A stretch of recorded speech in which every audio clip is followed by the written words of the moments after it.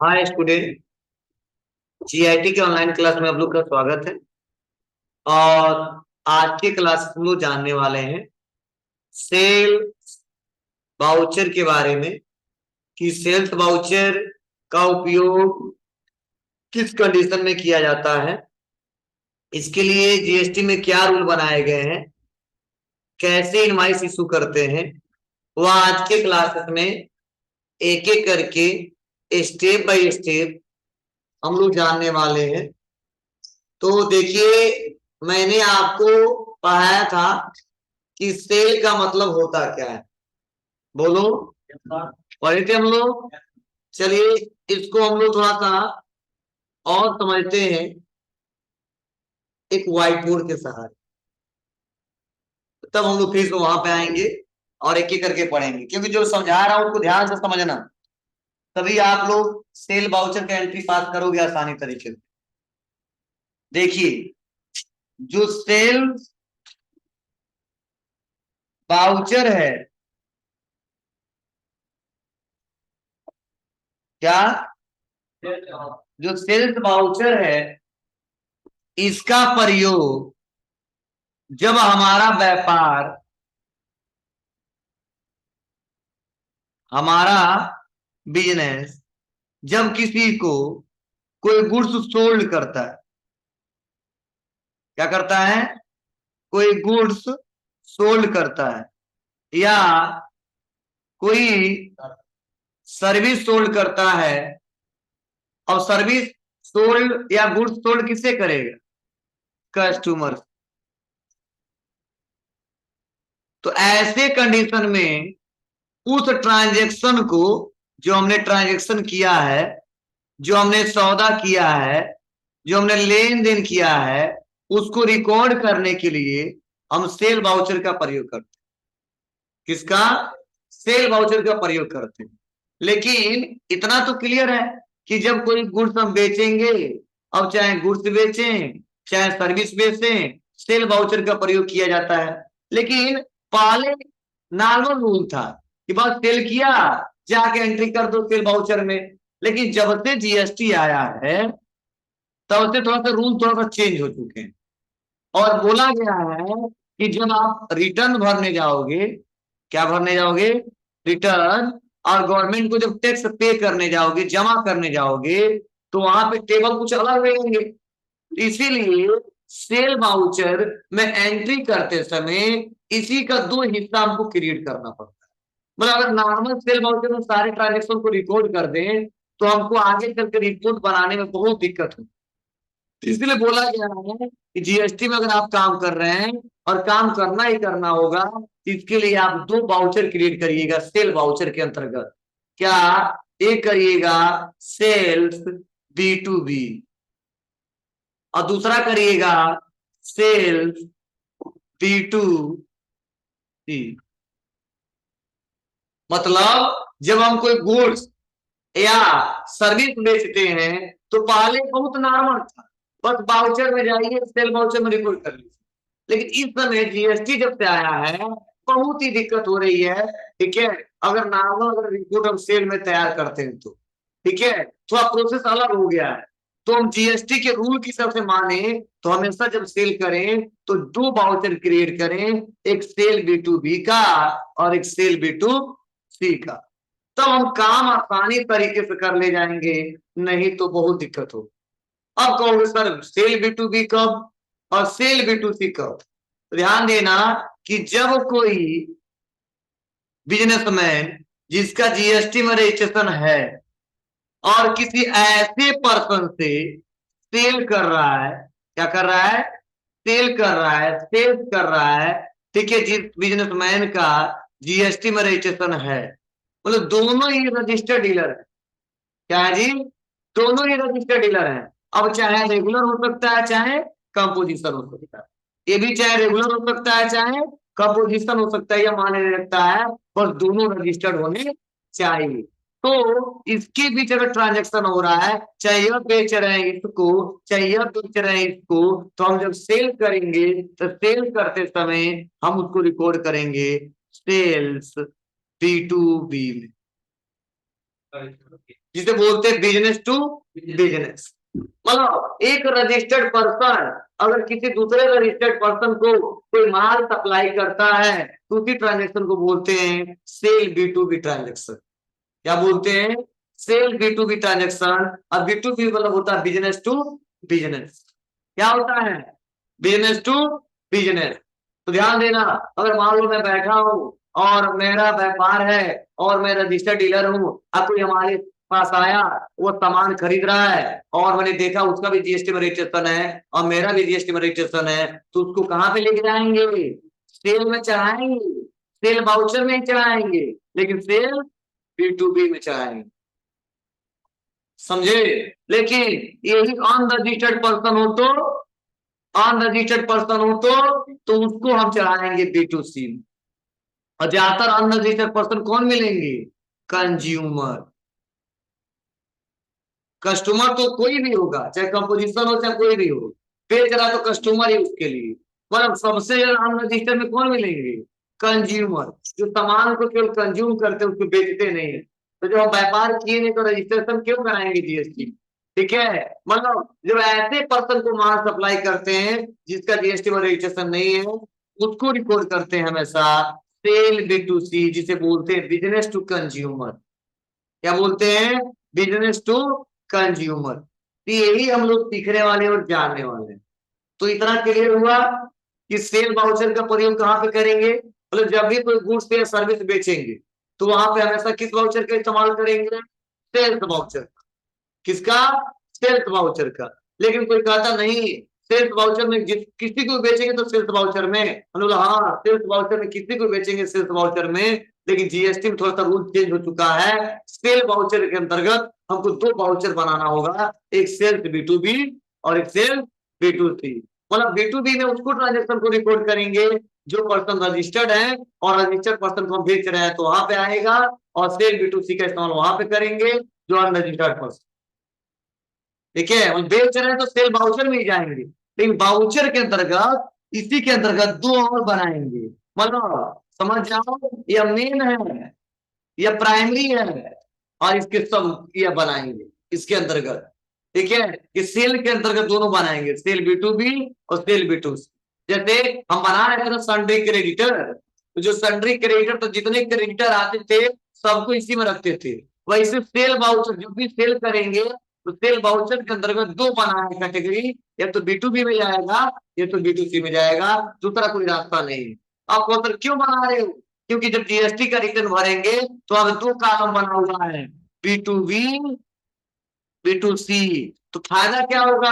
हमको ये पता चलेगा कि बी टू बी ट्रांजेक्शन क्या है और बी टू सी वाला ट्रांजेक्शन क्या है। तो पहले से जाने रहेंगे तो आगे रिपोर्ट में हमको नहीं देखना पड़ेगा कि सर ये बताइए ये कौन सा रिपोर्ट दिख रहा है और ये कौन सा रिपोर्ट दिख रहा है। देखते ही जान जाएंगे अच्छा ये तो रजिस्टर्ड पर्सन वाला सेल किया है और ये अनरजिस्टर्ड पर्सन वाला सेल किया है। क्योंकि जीएसटी जब रिटर्न भरेंगे टैक्स पे करेंगे तो वहां पे बार बार रिपोर्ट में दिखाई देगा। क्लियर है? वही नोट्स में लिखा गया बताया गया है। तो चलिए, मेन हमारा टॉपिक है कि कैसे हम लोग क्रिएट करते हैं क्या, सेल वाउचर का। ठीक है, बी टू बी और सेल वाउचर का बी टू सी। यह बनाते समय आज पूरा एक क्लास चला जाएगा। मतलब आज केवल बनाना ही सीखेंगे, कोई काम करना नहीं सीखेंगे। ठीक है, तो आप लोग नोट्स में पढ़ते रहिएगा, समझते रहिएगा, हम बना के दिखा रहे हैं कैसे बनेगी।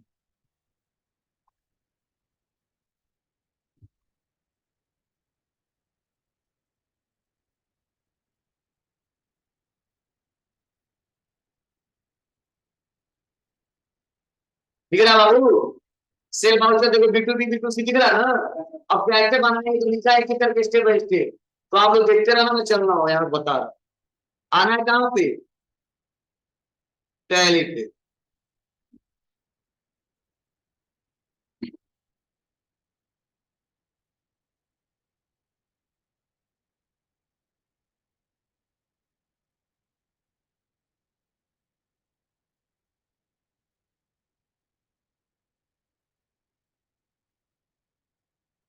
जब से क्लास का पढ़ाई की तब से अटेंडेंस कम हो जा रहा है।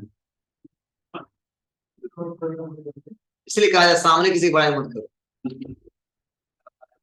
हाँ, वो कल रहे बहुत अच्छे हैं हम, आज घमंड हो जाता।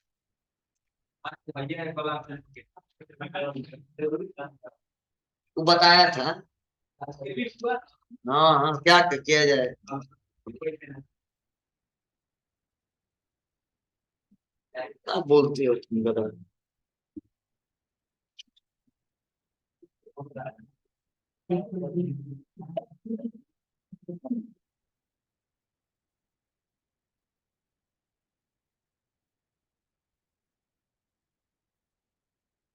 मतलब आज किसमें काम करना है, इसी पुराने वाले कंपनी में। कल वाले को मत करना, कल जो नया बनाए थे। हमें तो कुछ भी नहीं मिलेगा। ठीक है, कि हम वैसे बताए थे, नया वो वैसे बताए थे कैसे करना, तो खोलते रहना सर हमारा, ना आइटम दिख रहा ना जीएसटी दिख रहा है। ठीक है, फिर तो बनाना पड़ेगा शुरू से। ठीक है, ध्यान दीजिएगा। फिर उसी पुराने वाली कंपनी में आएंगे, और उसके बाद से बाउचर क्रिएट करेंगे। मैंने बोला था, चाहे लेजर क्रिएट करना हो, चाहे ग्रुप क्रिएट करना हो, चाहे बाउचर क्रिएट करना हो, कहाँ जाएंगे, क्रिएट में। तो देखो, हमने ग्रुप करना क्रिएट करना सीखा था, लेजर क्रिएट करना सीखा था, और आ जाते हैं बाउचर टाइप। तो बाउचर टाइप पे आएंगे, और बाउचर टाइप पे आने के बाद से पूछेगा नेम, तो हम लिखेंगे sales B to B, business to business. क्या होता है तो बताएं इसके बारे में। अब पूछेगा सेलेक्ट टाइप ऑफ वाउचर, मतलब सेल बी टू बी किस वाउचर से रिलेटेड है, किस टाइप का वाउचर है, अटेंडेंट या कंट्रा या क्रेडिट नोट, तो बोला सेल्स वाउचर। समझे, तो सेल्स लेंगे। क्लियर है। उसके बाद से यहाँ पे लिखा हुआ है एक्टिवेट दिस वाउचर टाइप, मैंने बोला यस, उसको कुछ नहीं करना है। फिर से अगला है मेथड ऑफ वाउचर नंबरिंग, मतलब ध्यान देना। अब हम लोग जो नंबरिंग सेट करेंगे वो ऑटोमेटिक करेंगे। अब तो उधर क्यों, क्योंकि जब खरीदे तो हमको मिला था, अब बेचेंगे तो हम तुम जनरेट करेंगे ना। मैं सोच रहा हूँ जब भी पहला ट्रांजेक्शन लिखूं तो लिख के आ जाए 001, दूसरा जब बेचूं तो 002, मतलब बात हमको जाना पड़ेगा। अब जो हमसे खरीदे मत चढ़ा है, हमारा ऑटोमेटिक जनरेट होना चाहिए। ठीक है। अब मान लो आप सब क्या करते हो, फीस जमा करते हो तो बार बार लोग नहीं लिखते हैं ना, उसमें नंबरिंग में आप ऑटोमेटिक रहता है, ये पहला या दूसरा या तीसरा चौथा बिल नंबर मिला लेते हैं। तो ऐसे सेल में हम देख के नहीं लिखेगा, वो खुद हम बेच रहे हैं। ठीक है, हम बेच रहे हैं, हम सोच रहे हैं कुछ ऐसा सेटिंग कर लें कि पहला पे वन, दूसरे पे टू, तीसरे पे थ्री, मतलब जितने कस्टमर आते जाएंगे नंबर में आप बढ़ता जाएगा। इसीलिए हम मैनुअली नहीं करेंगे, क्या करेंगे, ऑटोमेटिक करेंगे। और ऑटोमेटिक करते देखो एक ऑप्शन आ जाएगा यहाँ पे, यूज एडवांस कॉन्फ़िगरेशन, हमने बोला यस। क्या, यस, सब नोट्स में दिया, कहाँ कहाँ जाओगे आप लोग। ठीक है, लेकिन वहां पे पढ़ते रह जाएंगे हम लोग। यूज एडवांस कॉन्फ़िगरेशन दिख रहा है आपको, किसको करना है, या नहीं दिया होगा, नो दिया है। चलिए ध्यान दीजिएगा, यूज एडवांस कॉन्फ़िगरेशन में क्या करना है आपको, यस करना है, लिख लेना वहां, जहां पे नहीं दिया वहां कर लेना।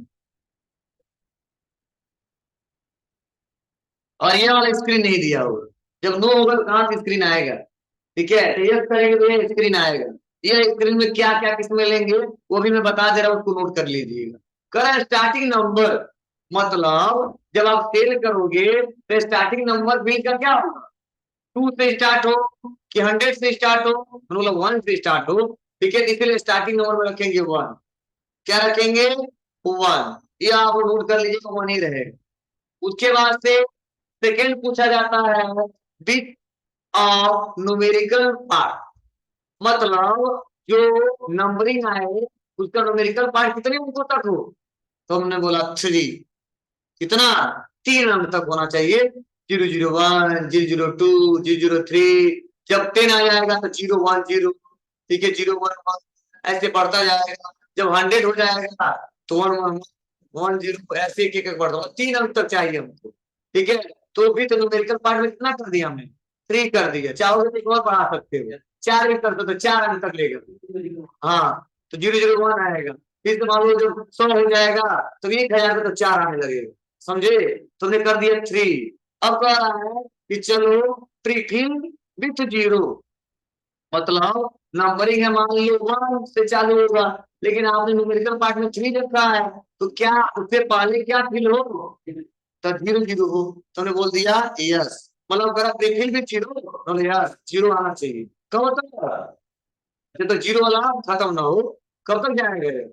मान लो 3 अंक है तो पहले आएगा 0 0 1 0 0 2 9 तक जाएगा। 10 फिर हो जाएगा 0 1 0 0 1 2।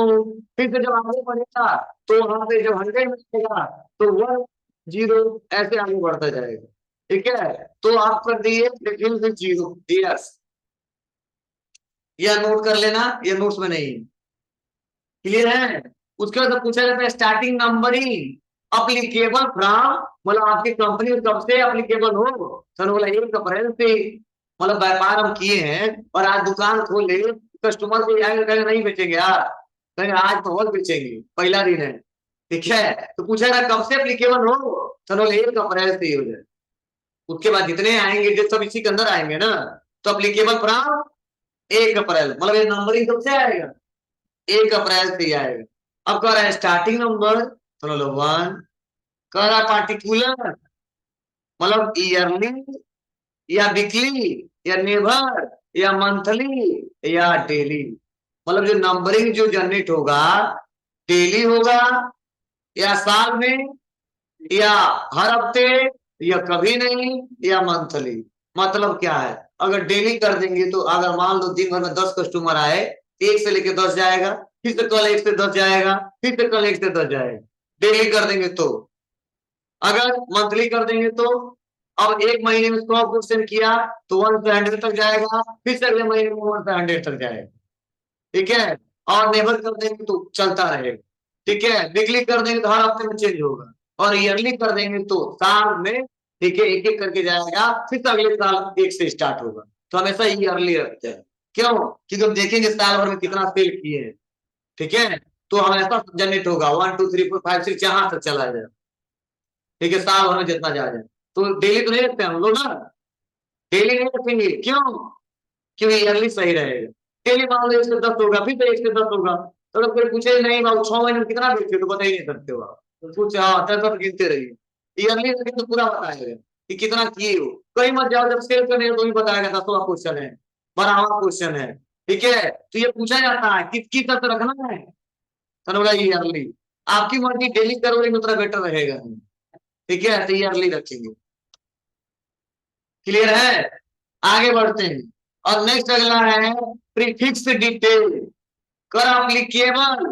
अब तो अगर प्रीफिक्स का मतलब समझा दो तब तो आप बताना। ठीक है, एप्लीकेबल फ्रॉम क्या होता है, देखिए प्रीफिक्स का मतलब क्या होता है। तो चलिए यह स्क्रीन शेयर करते हैं, व्हाइट बोर्ड।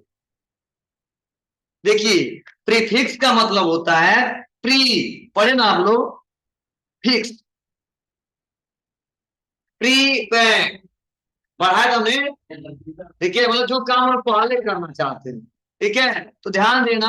या तो इसका मतलब क्या है, जैसे बिल पे आएगा 0 0 1, लेकिन आपसे कहता है कि 0 0 1 के पहले कुछ दिखाना चाहते हो बिल में, तो नहीं आप ट्रांजेक्शन किए थे बिल वाइज एंट्री, तो लिखा था CCP, या लिखा था सी, ऐसे कंप्यूटर केयर सिस्टम। ये क्या था, उसी पर्सन का नाम शॉर्ट में था। तुम सोच रहे हमारे बिल पे भी आए जी गायत्री कंप्यूटर प्राइवेट लिमिटेड, तो आएगा GCPL क्या डैश 0 0 1। समझे? कुछ ऐसा चाहते हो क्या? तो अगर चाहते हो तो प्रीफिक्स को ऑन करो, और नहीं चाहते तो कोई मतलब नहीं है, छोड़ दो उसको। तो हम चाहते हैं लेकिन अपने कंपनी का नाम नहीं दिखाना चाहते हैं, हम दिखाना चाहते हैं B2B 0 0 1। आपको सही क्या मतलब है, मतलब ये चेक करना चाहते हैं कि B2B का ट्रांजेक्शन पहला कर रहे हैं, B2B का ट्रांजेक्शन दूसरा कर रहे हैं, B2B का ट्रांजेक्शन तीसरा कर रहे हैं। चाहोगे तो अपनी कंपनी का नाम भी दिखा सकते हो, और चाहोगे तो बिल के सामने जो भी दिखाना दिखा सकते हो, जिसे पहचान सको कि कौन सा क्वेश्चन रिकॉर्ड कर रहे हैं। क्लियर है? बोलो। तो यह है, अपनी कंपनी का नाम भी दिखा सकते हैं, ज्यादा लोग क्या दिखाते हैं, कंपनी का नाम दिखाते हैं। ठीक है, हम चाहेंगे तो दिखा सकते हैं, लेकिन हम क्वेश्चन जो बनाए गए B2B के हिसाब से बनाए गए, इसलिए मैं यहाँ अपनी कंपनी का नाम नहीं ले रहे। क्लियर है? प्रीफिक्स का मतलब है ना, मतलब 0 0 1 के सामने मतलब आगे क्या दिखाना चाहते हो। उसके बाद अगला है सफिक्स। क्या है सफिक्स? मतलब उस बिल के बाहर क्या दिखाना चाहते हो। मतलब हम दिखा सकते हैं यह 2022 का है, यह 2023 का है, 2024 का है। मतलब उस बिल 001 के बाद क्या दिखाना चाहते हो, तो वो हम लिख सकते हैं। तो ज्यादातर ईयर दिखाते हैं कि किस साल का है। ठीक है, और भी कुछ लिखना चाहते हो तो लिख सकते हो। मतलब प्रीफिक्स मतलब 001 के पहले क्या दिखाना है, सफिक्स का मतलब बाद में क्या दिखाना है। ठीक है, तो ज्यादातर लोग ईयर दिखाते हैं किस ईयर का ट्रांजेक्शन है। ठीक है, तो वही हम लोग क्या करने वाले हैं, यहाँ पर रिकॉर्ड करने वाले हैं और जानने वाले हैं। क्लियर है, ध्यान दें। तो चलिए, कर प्रीफिक्स डिटेल, कर एप्लीकेबल कब से हो, सर बोला 1 अप्रैल से ही हो जाए। अब कर पार्टिकुलर, कर क्या दिखाना चाहते हो बताओगे हमको। सर बोला कि बी टू बी डैश, तब आए 001, तो डैश लगा दी, उसका 001 अपने आप आ जाएगा, हमको नहीं लगाना। वो समझ गया है कि बी टू बी पास 001 है, क्योंकि स्टार्टिंग नंबर क्या दिया हमने, 1 दिया है। क्लियर है, फिर से इंटर। अब करा सफिक्स, क्या है सफिक्स, तो अप्लीकेबल हो, हाँ हो। किस ईयर का क्वेश्चन है, हमने कर दिया।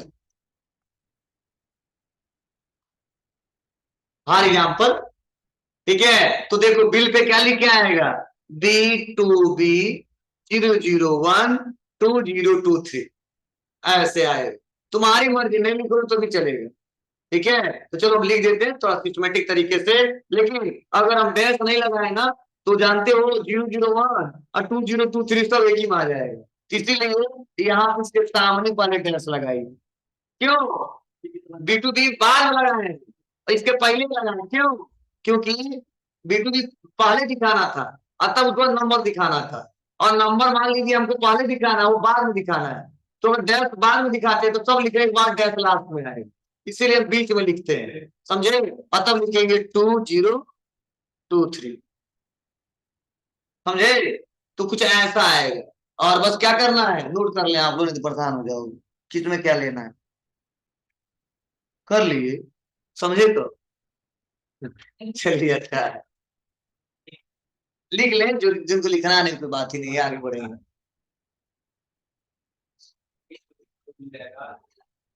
जो नोट्स भी नहीं दिया है,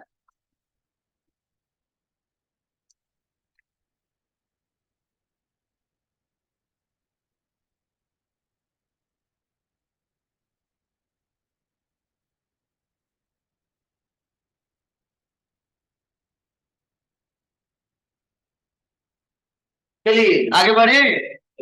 चलिए इंटर दबाएंगे, उसके बाद फिर से इंटर। अब देखो, यह बन गया पहला, कंट्रोल एक करके एक्सेप्ट। अब दूसरा बनाना सेम वैसे, तो अब नहीं बताएंगे ज्यादा, बस बनाते रह रहे हैं। सेल्स B2C, क्या लेंगे यहाँ पे, सेल्स वाउचर। उसके बाद ऑटोमेटिक, उसके बाद यस, जितना टाइम लगा था उसी में लगा था 3 इयर्स, ईयरली, बस लिखेंगे B2C डैश इंटर। ठीक है, डैश 22, बस हो जाएगा। बस इंटर और एक्सेप्ट। देखो पहली बार कितना टाइम लगा था, बन गया। ठीक है, कंट्रोल ए। अब क्या करेंगे, ये तो हमने बाउचर क्रिएट कर लिया। अब चलिए अल्टर करके देखते रहिए में बाउचर दिख रहा है। बैक आएंगे, अब कहाँ आएंगे, अल्टर में। अल्टर में आने के बाद बाउचर टाइप, उसके बाद सेल्स, क्या B2B आया, B2C भी दिख रहा है। इंटर दबाएंगे, शो हो जाएगा जैसे बनाए थे। चलिए, ये तो पहला तरीका सीखा। अब देखो आज हम लोग क्या सीखने वाले हैं, वो समझो। मतलब आज हम लोग और नई चीज सीखने वाले हैं, वह सीखने वाले हैं कि सर, अब हम जब परचेज का एंट्री करते थे, इसका जो परचेज का एंट्री करते थे, उसमें हमको इनवाइस मिलता था। उसी की हिसाब से देखते थे कितना CGST है और कितना SGST है, उसी हिसाब से हमको भी मिलाना पड़ता था, ट्रांजेक्शन को करना पड़ता था। लेकिन आज तो हम बना के दे रहे हैं ना, दूसरा कोई मिलाएगा, देखेगा गलत है या सही है। ठीक है, तो जो जीएसटी हम लोग बार बार सी जीएसटी और एन जीएसटी सेलेक्ट करते थे, वो भी नहीं करना है। आज हम सिखाएंगे आपको ऑटो जीएसटी कैसे लगाते हैं, मतलब ऑटोमेटिक जीएसटी हम सेट करना सिखाएंगे। सी जीएसटी ये जीएसटी भी नहीं लगाना, अपने आप उठा ले। किसमें? सेल वाउचर में। बस आपको इतना बताना होगा ये लोकल का है या इंटर स्टेट का, यह नहीं पहचान पाएगा, यह तो आपको बताना ही पड़ेगा। जब लोकल बता दोगे तो बता देगा सी जीएसटी और एस जीएसटी उठा लेगा, और जब इंटर स्टेट बता दोगे तो वह बता देगा क्या? I GST. तो कैसे सेटअप करते हैं, मतलब आपको जीएसटी सेट कैसे करते हैं? आपको सर क्या परचेज में नहीं था क्या? हाँ, लेकिन बिल को देखने के बाद हमको टेस्ट करके बनाना पड़ता था, इसीलिए हम उसमें आपको नहीं बताए। लेकिन तेल में हम बना रहे हैं और जल्दी से बिल प्रिंट करके देना चाहते हैं, कस्टमर रुके ना, मिलाए ना, तो उसके लिए हम ऑटोमेटिक जीएसटी सेट करेंगे। बहुत सिंपल है, कैसे किया जाएगा? तो चलो इसके लिए हमको आज बनाना पड़ेगा पहले एक सेल लोकल का क्या लेजर, और दूसरा क्या बनाना पड़ेगा? सेल इंटर स्टेट का लेजर बनेगा ना। जैसे परचेज लोकल बनाए थे और परचेज इंटर स्टेट बनाए थे, वैसे सेल लोकल और सेल इंटर स्टेट बनाना पड़ेगा। ठीक है, तब हम क्वेश्चन रिकॉर्ड कर पाएंगे, अन्यथा नहीं कर पाएंगे। कैसे करेंगे? तो ध्यान से सुनना समझना, एक एक करके स्टेप बाय स्टेप में बता रहा। चलो अब बनाने के लिए आप बताओ, पहले से बना तो है नहीं, बनाना है, कहाँ आएंगे? क्रिएट में। उसके बाद लेजर बनाना है, लेजर में आएंगे और लिखेंगे सेल्स लोकल। ये भी बना के बताएंगे कहाँ कैसे बनाएंगे। Sale local under group sales account, समझे? Types of ledger not applicable, GST applicable, goods बस इंटर और एक्सेप्ट। क्लियर है? दूसरा बनाएंगे सेल्स इंटर स्टेट, क्या under group? Sales account, GST applicable not applicable, goods और एक्सेप्ट। बन गया इतना। अब बैक आएंगे, और बैक आने के बाद से अब ऑटोमेटिक जीएसटी सेट करना, लिखा है नोट्स में दिया कहाँ कहाँ कैसे जाओगे ऑटोमेटिक जीएसटी सेट करने के लिए, दिया है बड़ा सा, तो लोग दिख ही नहीं पा रहे। देखो दिया होगा, बनाया गया होगा क्या? 80 जीएसटी या जीएसटी दिया है, और थोड़ा आगे बढ़िए मिलेगा उसी में। चलो बता दे रहा है, तब स्क्रीन आपको दिखेगा ऐसा ही दिया है। ठीक है, जब देखोगे तो पता चल जाएगा। चलिए आगे बढ़ते हैं, क्या करेंगे? अब हमको ऑटोमेटिक जीएसटी सेट करना है, तो आएंगे ऑडिटर में। कहाँ पे आएंगे? अब बाउचर को ऑडिटर करेंगे, और ऑडिटर करने के बाद से कहाँ जाएंगे? बाउचर टाइप में। और बाउचर टाइप में क्या लेंगे? Sales B to B. क्या लेंगे? सेल्स बी टू बी, और इंटर दबाएंगे, और यही तरीके का नाम लिखा है नेम ऑफ क्लास। क्या लिखा है? नेम ऑफ क्लास, यहाँ पे क्लिक करेंगे, और क्लिक करने के बाद से लिखेंगे, अभी बता दूंगा कहाँ पे, अपने पढ़ लो। सेल्स लोकल, क्या लिखेंगे? सेल्स लोकल, इंटर दबाएंगे, पूछेगा एक्सक्लूड दिस ग्रुप, तो होगा नहीं, किसी ग्रुप में एक्सक्लूड नहीं है। ठीक है, इंड ऑफ लिस्ट। अब कह रहा है लेजर नेम, मतलब सेल लोकल है तो आपको लेजर नेम बताना पड़ेगा क्या? तो अब तो लोकल में क्या लेंगे? लोकल या इंटर स्टेट? लोकल लेंगे। कब? ये तो होगा जब हम लेजर बनाए होंगे तब होगा, नहीं बनाए होंगे तो नहीं होगा। अभी बनाए हो लेजर ना, तो यहाँ पे सेल कर लेंगे। अब पूछा जाएगा कि एडिशनल अकाउंटिंग एंट्री टैक्सेस बताइए, अदर चार्जेस बताइए to be added in invoices, मतलब जिस इनवॉइस में टैक्स ऐड करना उसको बताओ। तो क्या क्या ऐड करना है? तो लोकल में क्या क्या लगता है? सीजीएसटी, तो बता दिया हमने, सेंट्रल टैक्स। उसके बाद स्टेट टैक्स, और हम सोच रहे हैं कि राउंड अप भी हमको ना लगाना पड़े, ऑटोमेटिक लग जाए, तो यहाँ पे लेंगे राउंड अप। करा राउंड अप किस पे लगे? And total amount rounding, total amount हो उस पे अगर दशमलव के बाद कोई संख्या है, मतलब नहीं, अमाउंट के बाद कोई दशमलव वाला संख्या है, तो उस पे क्या करे, राउंडिंग करे, अन्यथा ना करे। तो बस यहाँ पे क्लिक किया। अब कह रहा राउंडिंग मेथड क्या होना चाहिए, डाउनवर्ड या अपवर्ड या नॉर्मल। हमने क्या पढ़ा था आपको कि डाउनवर्ड कर दे तो हमेशा नीचे जाएगा, अपवर्ड कर दे तो हमेशा ऊपर जाएगा, नॉर्मल कर देंगे तो 4 से कम रहेगा तो 0, उससे ज्यादा रहेगा तो 1। तो यहाँ पे कर देंगे नॉर्मल। अब कर राउंडिंग लिमिट क्या है, हम कर देंगे यहाँ पे 1, मतलब 1 रुपये तक राउंड हो। ठीक है, अब कर दिया रिमूव इफ 0, बोले यस, बोले 0 घटाना है ना जी, तभी तो यहाँ पे इसको ला रहे हैं। और यहाँ पे इंटर, इंटर बन गया, किसमें बन गया, सेल्फ लोकल में। तो आप बताओ B2B में भी तो लोकल इंटर स्टेट आ सकता है। अरे यार हमारे स्टेट के भी आ सकते हैं और अदर स्टेट के भी आ सकते हैं, इसीलिए बनाएंगे सेल्फ इंटर स्टेट।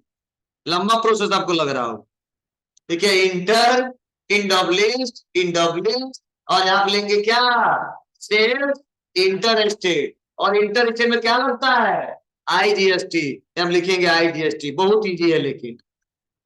बस अब क्या लगाएंगे, राउंड अप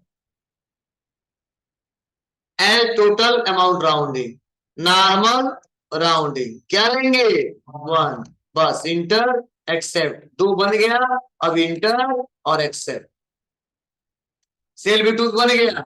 अब आएंगे सेल B2C में, सेम यही काम करेंगे, नेम ऑफ क्लास और लिखेंगे सेल्स लोकल।